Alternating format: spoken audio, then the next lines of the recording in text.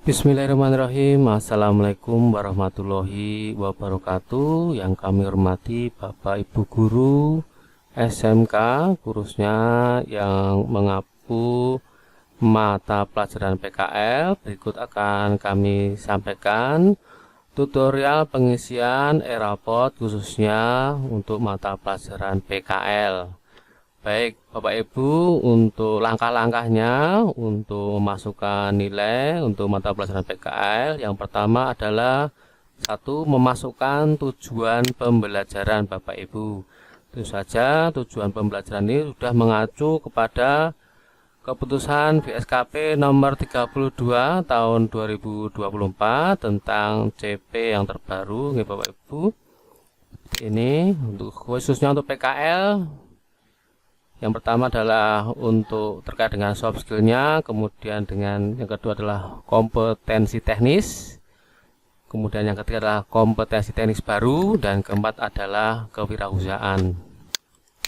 Kemudian selanjutnya yang kedua adalah melakukan perencanaan, kita mengisi dudinya mana, kemudian mulai PKL-nya dimulai kapan dan selesai kapan, itu di perencanaan. Kemudian yang ketiga kita menginputkan nilai yang setelah kita dapatkan dari lembar penilaian PKL yang nanti akan diisi oleh instruktur dari dunia industri atau dunia usaha tempat siswa kita PKL.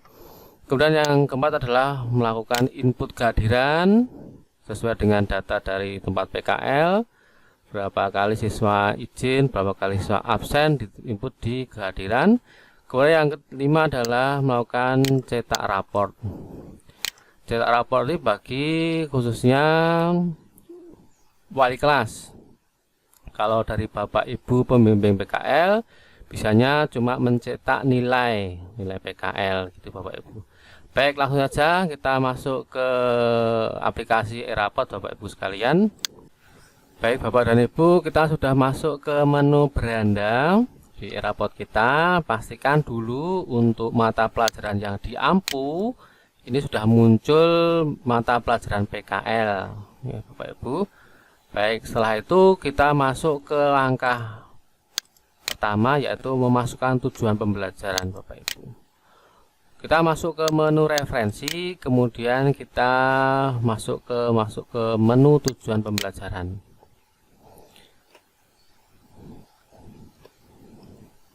Nah, ini untuk tujuan pembelajaran Bapak Ibu di tempat saya sudah komplit. Tujuan pembelajarannya ada 4 ya urutannya. Yang pertama adalah menerapkan soft skill, kemudian menerapkan kompetensi, peningkatan kompetensi, penerapan hard skill, dan alur bisnis kewirausahaan. Ini sudah komplit Bapak Ibu.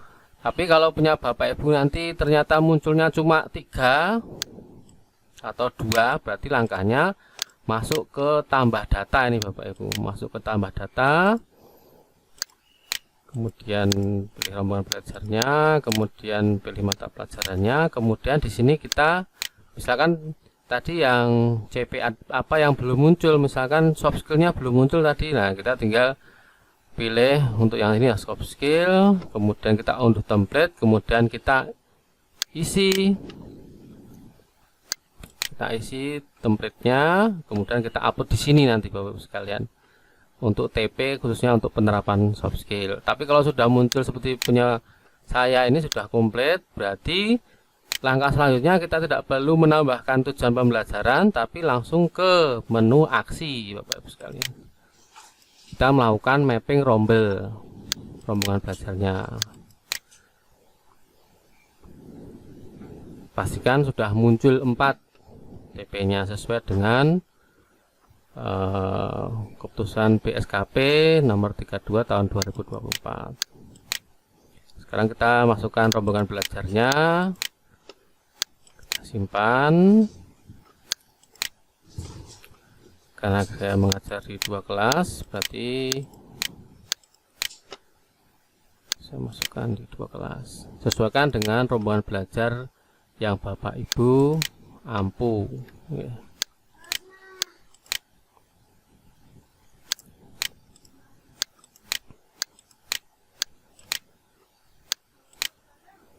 seperti ini untuk mappingnya. Sampai selesai untuk semua TP-nya tadi Bapak Ibu sekalian.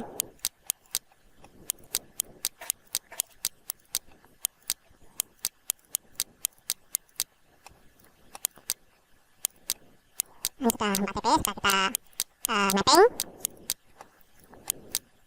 Pastikan tidak ada yang terlewat Bapak Ibu. Baik, ini sudah kita mapping. Ya, di sini sudah muncul rombongan belajarnya, sudah muncul untuk setiap TP-nya Bapak Ibu sekalian. Baik, selanjutnya adalah setelah kita menambahkan tujuan pembelajaran sekaligus mapping rombelnya, kita lakukan perencanaan Bapak Ibu. Untuk melakukan perencanaan, kita masuk ke menu perencanaan. Di sini masih kosong, maka kita melakukan tambah data. Pilih kelasnya, kelas 12, rombongan belajarnya, misalkan saya akan isi untuk kelas desain DKV 2. Untuk Dudi dan sebagainya ini sudah otomatis sesuai dengan pemetaan yang dilakukan di Dapodik Bapak-Ibu sekalian. Kemudian tanggal mulainya, kita tentukan tanggal mulainya disesuaikan dengan tanggal dari sekolah Bapak-Ibu sekalian. Oke. Nama instruktur disesuaikan dengan instruktur dari dunia usaha dan dunia industri.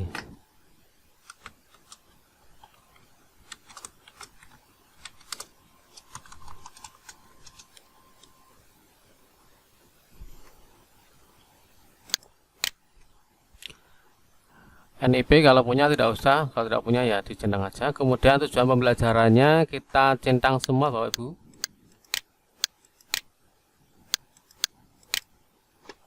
Kemudian kita simpan. Oke, berhasil disimpan Bapak Ibu sekalian. Langkah selanjutnya adalah masuk ke penilaian Bapak Ibu. Baik, untuk penilaian kita masuk ke menu penilaian. Kemudian kita masukkan kelasnya, kemudian rombongan belajarnya, kemudian Dudinya. Baik, kemudian untuk masuk ke nilainya Bapak Ibu sekalian, kita menyiapkan lembar penilaian yang kita dapatkan saat kita berada di Dudi saat monitoring. Misalkan ini saya tunjukkan contoh punya saya.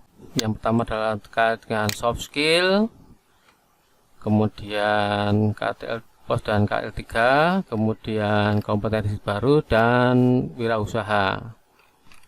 Untuk deskripsinya itu mengikuti dari lembar observasi Bapak Ibu yang ada di sini Bapak Ibu. Yang soft skill itu kaitannya dengan integritas, etos kerja, kemandirian dan sebagainya. Ini ada di lembar observasi. Oke, Bapak Ibu kita coba memasukkan nggih.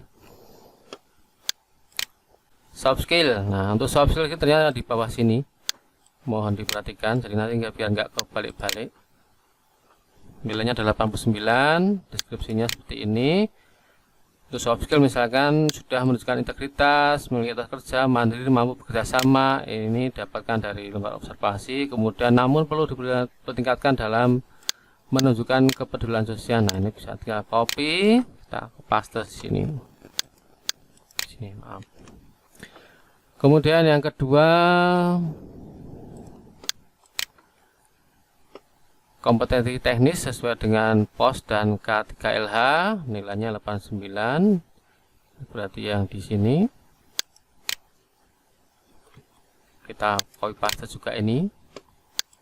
Kalau di tempat saya ini untuk siswa DKV mengoperasikan perangkat lunak desain. Kita paste di sini. Kemudian yang ketiga terkait dengan kompetensi teknis baru yang didapatkan dari dunia industri.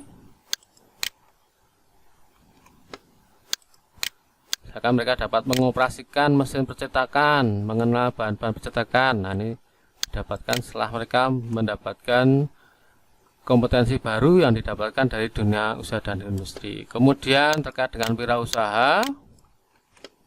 Nah,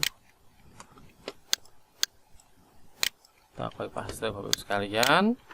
Kemudian terkait dengan catatan PKL, bisa dilihat di bawah sini misalkan rangkuman dari ini tadi Bapak Ibu sekalian, dari 4 TP tadi. kalau dirangkum seperti ini, peserta didik sudah memiliki soft skill, memiliki kompetensi teknis dalam penerapan prinsip desain, mengoperasikan perangkat luar desain, mengoperasikan mesin percetakan, dan mampu mandiri. Nah, catatan PKL-nya. Ini saya contohkan satu dulu Bapak Ibu sekalian. Nah, tinggal kita simpan. Jangan lupa kita tombolnya itu dari bawah. Kita simpan sih. Oke, berhasil disimpan. Kemudian langkah selanjutnya adalah menginput ketidakhadiran. Menginput ketidakhadiran masuk di sini.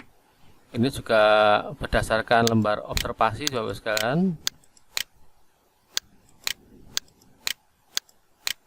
Ya, kita misalkan sakitnya 1 hari, izinnya 1 hari, apa 1 hari misalkan, sesuai dengan yang dari lembar observasi ya Bapak Ibu sekalian. Kemudian kita simpan. Oke, langkah selanjutnya adalah mencetak rapot Bapak sekalian. Khusus untuk PKL ini sementara mencetaknya masih di pembimbing PKL, bukan di wali kelas. Karena di pedoman, di buku pedoman PKL-nya, di pedoman e-rapotnya juga munculnya di pembimbing PKL.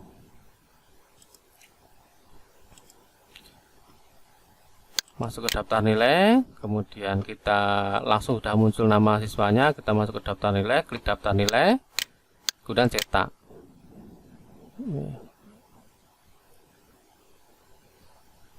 Nah, ini Bapak Ibu sekalian, untuk cetak dokumen terkait PKL sudah kita laksanakan, sudah detail di sini. Nama, program kalian, konsentrasi kalian, tempat PKL, tanggal mulai, tanggal selesai, kemudian instrukturnya siapa, pembimbingnya siapa, kemudian terkait dengan TP-TP-nya, kemudian catatannya dan keterangan. Nah, ini tinggal nanti dimintakan tanda tangan ke pembimbing dari Dudi. Begitu Bapak Ibu sekalian. Demikian terkait dengan pengisian e-rapot PKL. Terima kasih atas perhatian dan kerjasamanya. Wassalamualaikum warahmatullahi wabarakatuh.